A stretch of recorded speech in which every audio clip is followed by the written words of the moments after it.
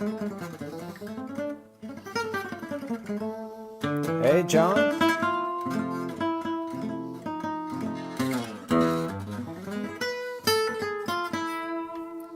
Let's see.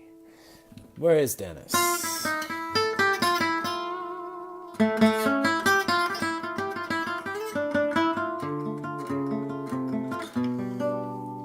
Hey guys, hey everybody.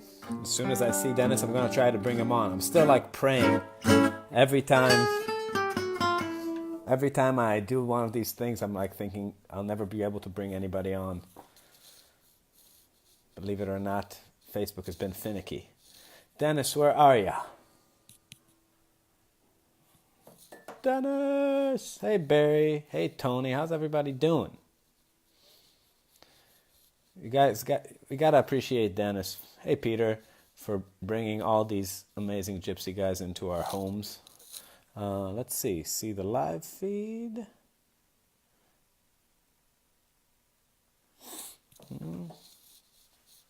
Hey Nick, hey Tony.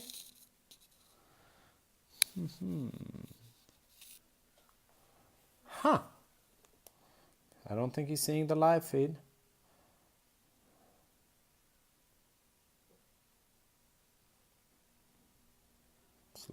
/Marbin music. Ah, now he sees it. Okay. Dennis! 42 people are waiting for you, Dennis. Here he is. I see you. Add. Dennis is in Amsterdam.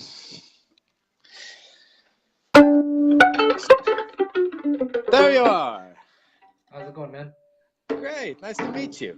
We have people watching that are very excited to have you on.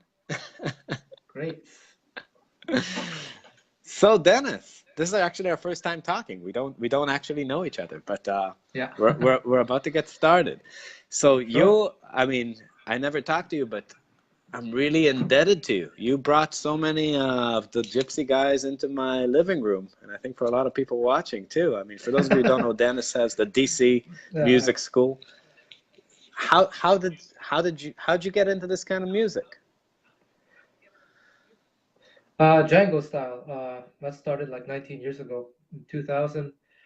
I had a friend who was a shred guitar player, and kind of like a mentor to me. And I described him a kind of jazz that I heard. I didn't know what it was called. And he said, "Oh, that's Django Reinhart." And then he told me, "You got to check out." In those days, actually, it was pretty small style. So he said, "Check out Stokolo Rosenberg and Raphael Faiz. Those were the two big names back in the day." And I just started there.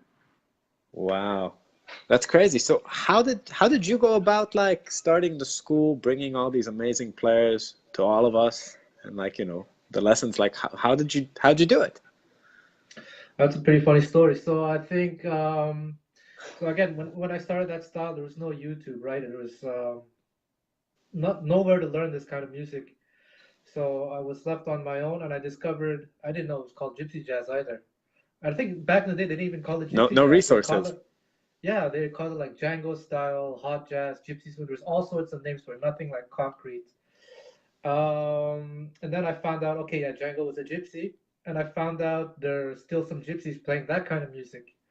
And through a friend of mine, I discovered there's this guy, Papi Lafertin, who was teaching a little bit in Holland. So I asked him if I could take some lessons with him. I spent a month with him. Then I met other people, and then it's just sort of networked like that. And then in 2006, again, YouTube was still very young. This Canadian company, I'm from Canada, by the way. Yeah. But this Canadian company asked me if I wanted to do like a DVD showing this kind of music, at least just the basics, the rhythm stuff. I said, yeah, why not? Let's do it. And we did that thing. I didn't think it was going to sell. I just thought it was like just a little bit of extra income or something. But we ended up selling the entire stock in less than a year. And so that made me a little bit of money. And I said, well, what's next? I asked Stokolo if he wanted to do something, and he said, yeah, sure, let's do it. And then we did it together. Losing you. Shit. Sorry, 1 second. I'm losing the connection, so I'm going to move. Okay.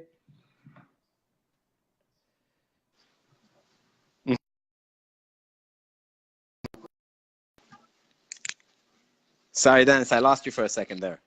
Yeah. Okay. Yep. You're still there. Okay, good. Yep. Well, basically, I don't know where I left off, but we sold the entire stock of DVD. I think there was 1,000. It was not my company; it was some other company. Within a year, we sold out. I made a bit of money, and I decided. Well, I asked Opel if he wanted to do something, and he said, "Sure, why not? Let's do something." So we did the DVDs with them. It worked out quite well. And then Yeah. a friend of mine, told me, you should do this on your own so you can have more creative input and everything, all that stuff. So in 2011, I decided to do this all on my own. So that's where it That started. that's wonderful. I mean, you bring great players. I mean, I just saw the last one I saw was the Madi Schmidt one, and that was just Yeah. like badass. What's the exact website? It's DC-musicschool.com. Mm-hmm. Yeah. Yeah. So for all of you guys trying to learn, you know, for all of you guys trying to learn Gypsy Jazz, like it has tons of players. They're all giving like, really like, they're breaking down a lot of tunes and then like really explaining the techniques. I mean, for me, it was really the thing that got me to understand like Stokelow's vibrato was just like, all the features with like slowing things down and, all this stuff. It's really a wonderful platform. Thanks. Yeah, man. So in terms of like your own playing, so you play both guitar and violin? No, just guitar, just guitar. Okay. Violin is a hobby. It's a Okay. hobby. Yeah. So what are you doing in Amsterdam now? So last week I did some more recordings with Angelo Debar in Paris. And then I played some gigs in Wales. There's a Django festival in Wales with Antoine Boyer and this gypsy guitar player, Rocky Gresset. And then this past few days, I've recorded with Stokelow's little brother, Moses Rosenberg. That's awesome. So right now, I have a little break, taking it easy. That's awesome. What kind of what capacity you were playing? Rhythm guitar and soloing a little bit? Yeah, rhythm guitar strictly. Yeah. Yeah, man. So these guys are monsters, huh? So how like when you play, like do you play like with the very classic like rest stroke technique? I try to go for what sounds best. So whatever the line calls for, I'll do that. So obviously, if I'm playing Django lines, that's what sounds best to me because that's what I hear. But sometimes I'll do other things, and I realize I try not to be dogmatic about anything. Yeah, it seems to me like for me, I come from a fusion background and from a British. I guess I like to study things and give everything names. And the thing that was really mind blowing to me about like the way that like this whole style of music comes across and the way that the people on your platform describe how they think about it. It seems like there's not a whole lot of verbalizing of information that goes on. Because if you're talking about this technique and we call this gypsy picking, right? That's Michael Horowitz who came up with that name. That's what people call it now. But the gypsies themselves, they don't know what they're doing. They really have no idea that they're doing this or that. It's just the way they naturally like are taught, and it passes. It's not even taught. They're not even taught that way because Stokelow and Moses don't exactly have the same. They're brothers, by the way. They don't have the exact same way of doing things. Close, but not exactly. They figure it out on their own, all 100% on their own. That's incredible. That's really something. Very cool. So what's gonna be like? What's gonna be when are those records coming out? Those are not records. We did some more lessons actually. Lessons. For the website, yes. Oh, so they don't come to you. You go to Europe and you film all this stuff? No, well, it just happened this way because I had a lot of work to do in Europe, and I just decided because I had that festival in Wales, and I decided to combine with things. And then I have a gig in Hong Kong with Angelo Debar, so it made no sense to go back to. I haven't been back home since December. I've been on the road for 4 months. Yeah. Wow, just doing all that stuff. So with Angelo Debar, you're playing like just live gigs, like in his band? Just one gig. I'm playing double bass actually. What don't you do? No, really, those are just hobbies, but it's gonna be fine. Actually, I was supposed to play rhythm guitar on that gig, but his bass player, William Bernard, who's also Birelli's bass player, Uh-huh. accidentally booked a gig with Birelli the day before. And so we got Angelo's son who plays rhythm guitar. He's gonna play and I'll play bass. Wow. Man, you're hanging out with the heaviest cats. Heaviest dudes alive. That's awesome. Well, there's the people watching here, a lot of them are just getting into it. So in your mind, what are the best events or the things people should definitely check out in like a calendar year for Django kind of Oh festivals yeah. to meet people? In the USA, for example, Let's start there. there's a really wonderful festival called Django in June in what's it called? Northampton, Massachusetts. Mhm. About 2 hours west of Boston. And it's every year. It's like 300 Django nerds show up from all You over you the go to world. that? You're gonna go to that? Yeah, I do. Yeah, Okay. I'll be Yeah. there. So I go there. It's a lot of fun.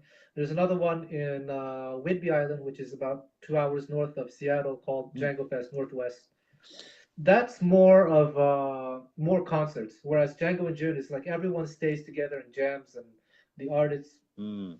mingle with the participants. That's awesome. So it's a different vibe.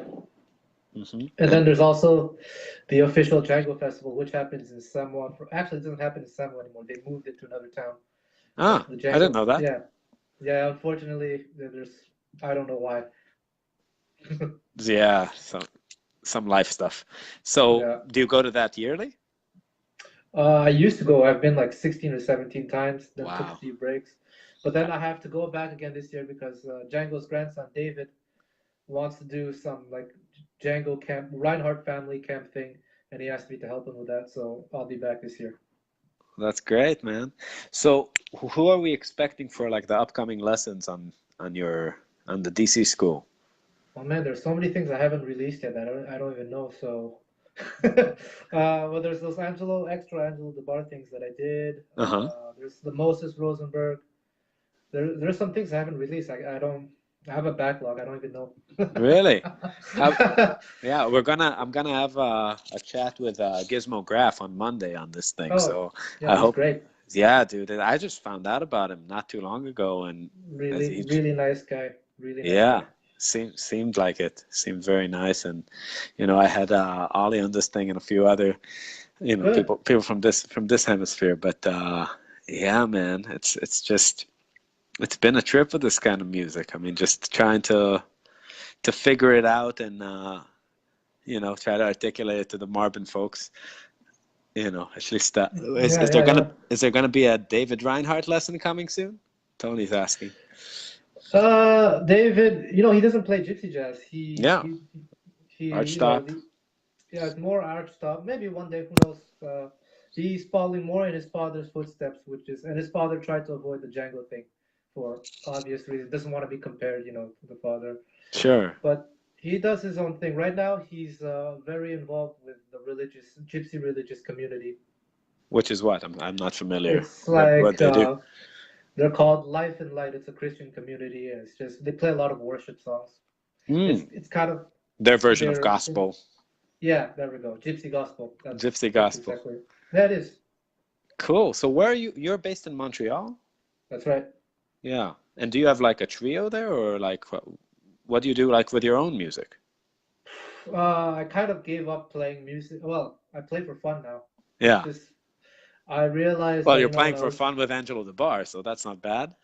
yeah. I mean, It's I'll not quite accept giving up. I accept the occasional gigs if it's worth the while. But like I used to pursue music more seriously like 6 7 years ago. But I just realized being on the road and all that stuff, it takes away from practice time, and that's what I really enjoy doing. I enjoy practicing, so Well, what it's are you working more on now? well violin and bass. Yeah, So you're that's what I've been practicing your working on. hobbies. Yeah, that's exactly what I'm doing.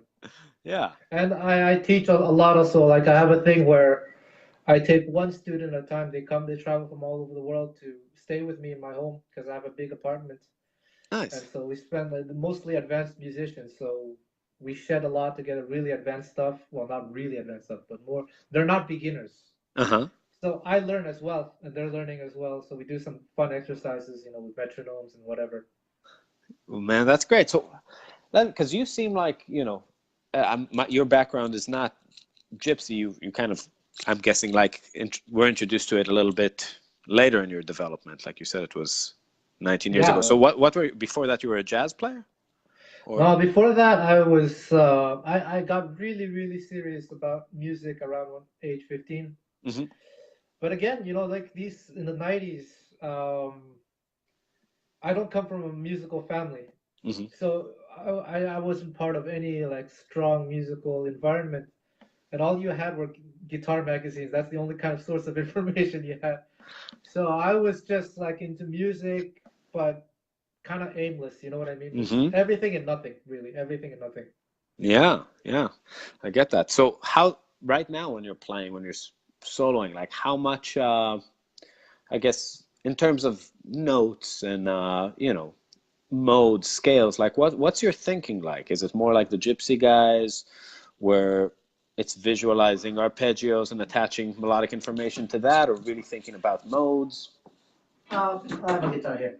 By the way, I'm staying with. Ah, This is not my guitar. I'm staying with Christian von Hamert. oh, So, no way. but he's actually in Germany right now for the Frankfurt Music Messe. So, uh, I just talked to Christian the other day. He's gonna be on this he's a thing fun too. guy. Yeah. So this is his guitar. um. Okay, so when I started this style, like I said, I got very serious about music around the age of 15, Uh-huh. and like really serious. I tried to find all the teachers I could find, and so a lot of the teachers back in those days, they really put a heavy emphasis on theory, like Hmm. chord scale theory, modes this, arpeggios that. So I studied all that stuff, and but when I started learning this Django style, I realized none of those things that I was doing, like scales, didn't sound. They fit, they work, but they didn't sound right. Well, I don't they're know not if the you know what I mean. licks. They're not the Yeah, licks. there. Yeah. It They're not doesn't the just didn't. phrases. It sounded really boring, and I was really discouraged. I was really depressed. So, and there were no teachers to teach me Gypsy jazz. So all I had were Django recordings, Uh-huh. and I started copying Django. Yeah, and for example, I don't have a pick with me, but I noticed there was a shape that he liked to use. For instance, Right. which probably every Gypsy, and he would never play the same way. Yeah. It was. And so I realized, it's and it's okay. It's an arpeggio, but it's not just an arpeggio. There's certain things around it, right? It's an area. Yeah, it's an area, but there's certain approach tone. Because Sure. you can say that's a G minor 6, but if I just play G minor 6, it still doesn't sound like anything melodic. It has to be like Right. that's not a tune. So I took a few of these patterns and I simplified them for myself. So I remember taking that pattern from minor blues, that's where it came from, and I came up with this, and that's super simple. Right. And then I realized, oh, that works over G minor. And then I realized Django also used it over C9. Hmm.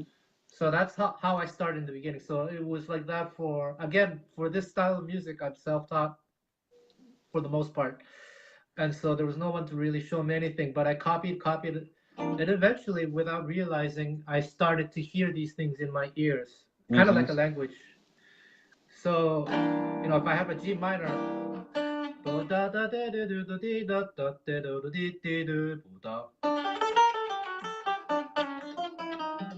so I'm not really thinking of anything anymore. It's in my ear. Yeah, you know what you want to play, and it's just how to find And it. yeah, it's not really not. I know my arpeggios, I know my scales because of all that stuff I did, but I'm really not thinking about any of that at all. Yeah. But that Well, didn't, that doesn't come easy.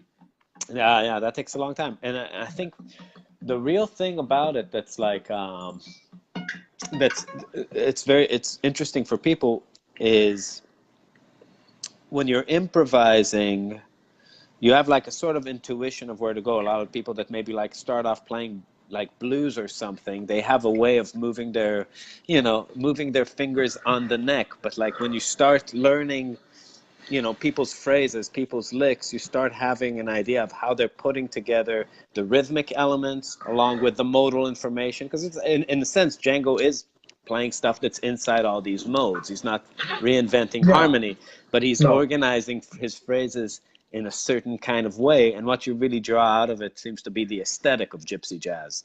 And it's more Yeah. like when you're improvising, you know, you just, those melodies occur to you that are just inside the style after a while.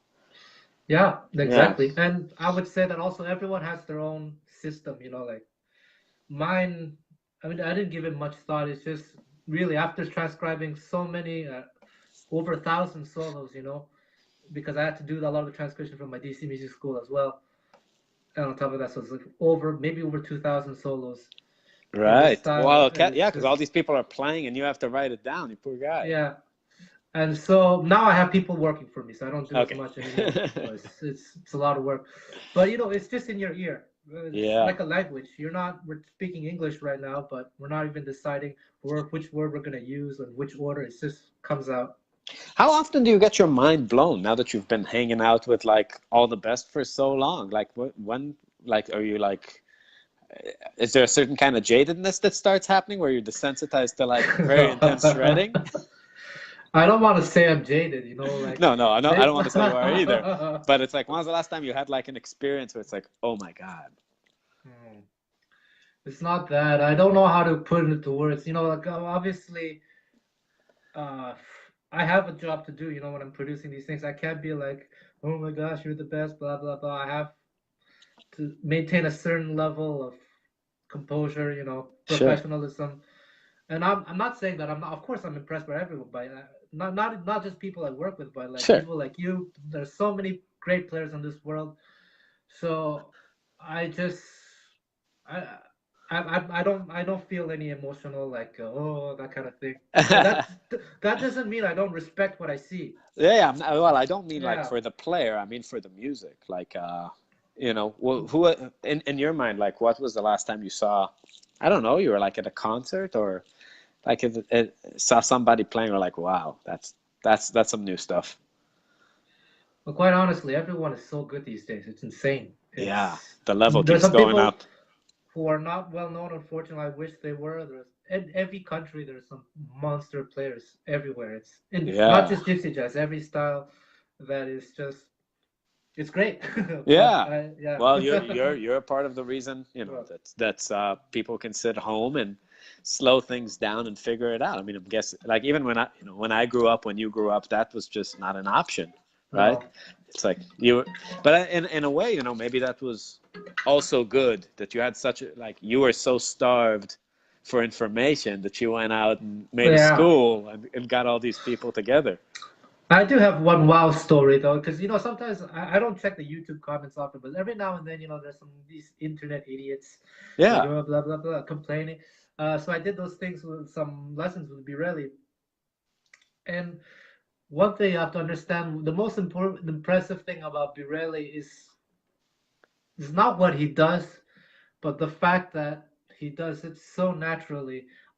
We recorded like 80 songs, 80 improvisations in less than 4 hours. Wow. Can you imagine like 80 recording 80 songs in 4 hours? Some of the songs he had never heard before, like Giant Steps. So I asked him, "Did you play Giant Steps?" No, I don't. Let me listen to it. He knows the song. He's heard the song, but he doesn't play it. So I made him listen to it once. Then he did one take, and okay, it wasn't perfect. But man, if anyone knows what Giant Steps is, it's not Sure. easy. He No. did one take. He did a really good solo, not perfect, but you know, that's very important. Then you have people like complaining, oh, he's not so good, or blah blah blah. Come on, man. About Borelli is not so good. That's pretty funny. Yeah. Yeah, so Yeah. Well, I mean, I don't know. You probably don't know the Marbin social media game, but we started a thing called Marbin Strikes Back. It's a hashtag, and anytime we get any negative attention, I always answer back in a very funny way, and I post it all on our Instagram page. It's just doesn't the hate doesn't stop, but you gotta figure out a way to handle it with humor. I feel like oh yeah. I mean, there's slay the trolls. another artist, you know, I had I probably was a private conversation. So I'm not even gonna mention who it is, but it's a Uh-huh. well-known artist. We were talking about this, how you know, if you play fast, people are gonna complain you have no soul, you're a shredder, Sure. blah blah blah. But if you play slow, they're gonna complain you have no technique. You can't please everyone. So we're just saying, you know, you just gotta do what you like. That, yeah, 2 notes slow, 2 notes fast at all times. Yeah, so Just you to can't avoid please everyone. internet. No, there's no way to avoid the internet hate. It's too broad. It gets to too many people. Yeah, You know, So, all right, Dennis, will you show us a lick? sure. Yeah, no pick, huh? Okay. Over what chord? Over a chord progression or something? Let's do an all of me thing. We always talk about Okay. all of me. Over anything in particular? Just the first couple of chords, how you approach it. Um, I try to voice lead, Uh-huh. connect the chords, because that's what Django did. So let's say I'm in this region here, C Uh-huh. major, and I want to get to E. I try to find the closest E, for example. So then, and it's done by ear. So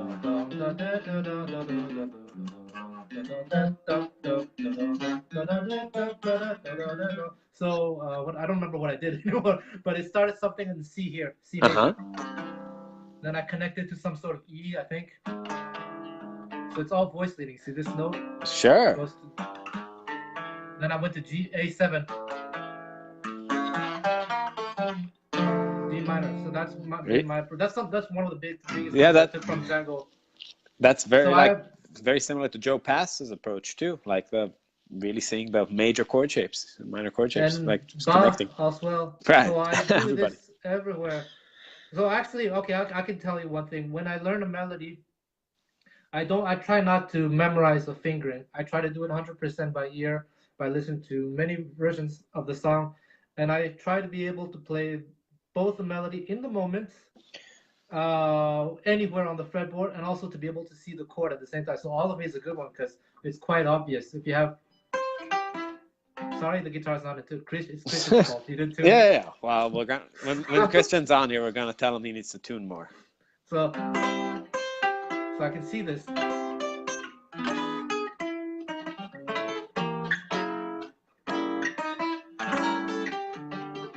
And I should be able to do this everywhere. I've demonstrated this many times, so it's not so much in the moment anymore, but Spin it. so just Grab for it wherever you are. everywhere, Yeah. even here. Right. But yes, I see it everywhere, and I see the shape, the chord shapes that go along with it. As they're changing, yeah. So So then I see the connection. it's a very triadic approach. I mean, some would say that, like, the real difference in the way that, like, a Charlie Parker and a Django Reinhart, visualize harmony on an instrument is that, Django connects his chromatic information to triads, where Charlie Parker connects it to every bit of the mode. Right, so it's like the whole idea of, like, having, like, a C and then, like, really playing. It's like stuff around the 9 and around the 13, not so much like around the triad in the way that Django would, right? So it's like the approach is, like, really modal in a sense. Yeah, I like all that stuff. You're probably right, but I don't even think that way anymore. But you're probably right. You're probably right. You're probably right. It's just. Yeah, it's so funny because it's like, since I spent my like at least in my career with we were always around the fusion crew, so we were opening for Alan Holdsworth, and we were around, like, Scott Henderson and people like that, and Gypsy Jazz came later in my life, and it's such a different way of communicating about music. It's like, because you guys, like a lot of the Gypsy guys, we always call yourselves, like, Django nerds, but it's like you're the least nerdy in your thinking. It's like, so, like, we just play, and it's wonderful. It's a great approach. Well, I mean, it's good to be able to put words, and I do. I actually have a degree in music theory, Yeah. so I should know some of these things. I mean, I do, but it's not the way I think in my head. But yeah, Right. you're right. You're right. It's definitely based around voice leading chord shape, just like Bach. Actually, more if you think more in terms of Baroque music, then you have a clearer sense of what Django was doing. So when you're visualizing shapes, you're not really strictly seeing, let's say, triads. You're really seeing, like, what if it's like, whatever dominant chords or, like, diminished arpeggios are in the area, just whatever is close, keeping all the voices moving. Yeah, because if I do a little improvisation, just like to see what happens, Hmm. it's let's say I'm over C major chord, and I do something like this. So what did I do? I did Uh-huh. this. So obviously I see it's around C major. So, and then I see that I have to get to E7. Yeah, so yeah, that's a C major 7, Right. if you want to call it that. Right. Which is, You can call it an E but minor chord, whatever. Yeah. yeah, exactly, because it. I can talk about that after if you want to, but da da da da da da da. And then I have to see connect to E7 da da. So I try to find the best way to connect this note to E7. Uh-huh. Da da da da da da da da da da da da. A7. Now I have this Uh-huh. with a flat 9. Da da da da da da da da da da. That's minor 6. Uh-huh. So I- it's definitely voice leading, but it's really a lot of it by ear. Yeah, like for me, just seeing you do that, the way I would just process it immediately would be C Ionian going to an E mixolydian flat 2 flat 6, which Yes, is that's A exactly what it harmonic is. minor to an A mixolydian flat 2 flat 6 to a D melodic minor.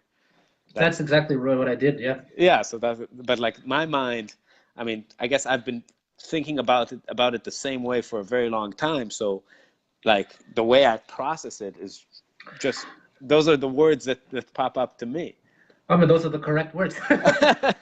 So whatever works, But I would, for me, uh, it's just that it just came from transcribing. Well, it seems to me like the thing you're emphasizing is you got to do whatever you got to do to get done with that process and make it intuitive and intentional and melodically sung in your inner You know what? I being. would even go simpler. I would say find out what you like and do whatever you got to do to get to the sound that you like. It doesn't have to be the sound that I have or like this, because everyone has their own thing, right? Yeah, but like we're all studying Django. It's weird. It's weird to stress individuality in a style that's like there's never I've never seen a style of music so focused around one guy. Yeah, but that's you see. But if you compare, I can tell you the difference already. If you compare Stokely, Rosenberg, what's his name, Birel Legrand, and Angel Debar, you have three completely different approaches using common tools. Hmm. For example, if we're talking about All of Me, um, actually not All of Me, another song, a better song. Let's pretend at the end of All of Me, the chord progression goes F. Most people go to F minor, right? Hmm. But let's just pretend for a second now that it actually went F sharp Sharp diminished, diminished. Oh yeah. which which still works. Sure. So so a guy like Stokely Rosenberg, most of the time, like 95% of the time, will instead of thinking F sharp diminished, will think F minor. Hmm. He'll just completely don't care about the actual exact Disregard harmony. it. Yeah, because it's more of a line that's moving that's going to resolve eventually anyway. So Hmm. it's that kind of thing. Whereas a guy like Angelo DeBar will literally try to play the chord, Yeah, and absolutely. Birelli will do whatever he wants. That is So the sound. Yeah, three completely different styles. absolutely. So, I mean, yeah, you get to a place and time and you do whatever your Yeah, training led you to and whatever your aesthetic is, yeah. right? So that's what I say. So there's all these players like Adrian Monard, who's very famous in this style as well. Hmm. He does all these, what people would say, very complex stuff. I don't know if you know him, but I he's do. pretty well Yeah, known. Yeah, yeah. yeah. He does all these things that He are plays very with modern Cyril, sounding. Cyril and me, right? I know. Yeah, Yeah, there we yeah, go. But if you actually transcribe his stuff, he actually is doing not so complex. He's doing relatively simple things, but he's purposely skipping certain harmonies and then superimposing other harmonies over it. yeah. Hmm. So it's actually simple, but it sounds really modern. But then Hmm. I give you back the example of Angelo DeBar, who literally plays almost every chord when he can. So it's a completely different style. Hmm. It really is. Yeah, yeah. And the way yeah, your resolution harmonically really changes your sound. And Yeah. with Django playing, whenever Django plays a rhythm changes kind of song, you really see that he's omitting a ton of information. He's really not Yeah. playing it the way a bebop player would, where you're really touching the voice leading between the 1 6 2 5s in a very surgical way. He'll just play melodies that are just majory and then go to the 4 minor. Right, Mm-hmm. playing a more yeah, all that There we affects it. go. But at the same time, I think maybe the reason like people stress individ, I've never seen a style of music where people really stress individuality quite as much. It's whenever you hear Stokelo interviews or anybody talking about even the Amati Schmidt thing that you did, he was saying how he has all of his brothers and they all play different, and nobody Yeah, actually. they all develop technically different, which is crazy to me because it's like you have your dad right there. They are, I can tell you about his family. They are actually many brothers and sisters, but there are only three that play. Dorado also has a son named Django, but he doesn't really play. You wasted that name, man. So there are three brothers that play. Samson Schmidt, probably heard of him. Amati Schmidt is the younger. And there's one in the middle that doesn't really go out so much, Bronson Schmidt. Don't know him. So, yeah, so there's not much of him out there. But Bronson cannot play gypsy jazz. He plays pure, like, funk, bebop, like George Benson style. Oh, that's funny. I'll check it out. Amati and Samson, they're different too. Their father never really gave them like concrete lessons. It's just, yeah, you sound good, keep going that way. No, that sounds bad, don't do that. That's the extent of the training they got from their father, really. Wow. Yeah, I can't imagine. I mean, I can't imagine. My dad's a physicist, so I can't imagine it at all. But but it's pretty wild too. Have a dad like that and not drilling his mind. Yeah, I mean, I remember once I went to Dorado's house when Amati was still living with him and a teenager, and the first thing I saw was Amati was on YouTube on the big screen TV. He was transcribing some Paul Gilbert. That's hilarious. Well, I guess now there is no, like, it's a click away, right? The difference between one of your videos and a Paul Gilbert video or a metal thing is just like a Google search, and they all take it all in. Yeah. Well, that's wonderful, dude. So once again, I'm gonna let you go, but I'm gonna tell people to go to DC-musicschool. That's right, Deniss? Yeah. And definitely download the videos. There's no resource quite like this. It's the for real guys teaching, and you can see Deniss is great, and hit him up on his social media too to support him. Deniss, thank you so much for your time, man. Thank you. Appreciate you having you here, and we'll see you next time. Cheers. Bye-bye. Cheers, man. Bye-bye.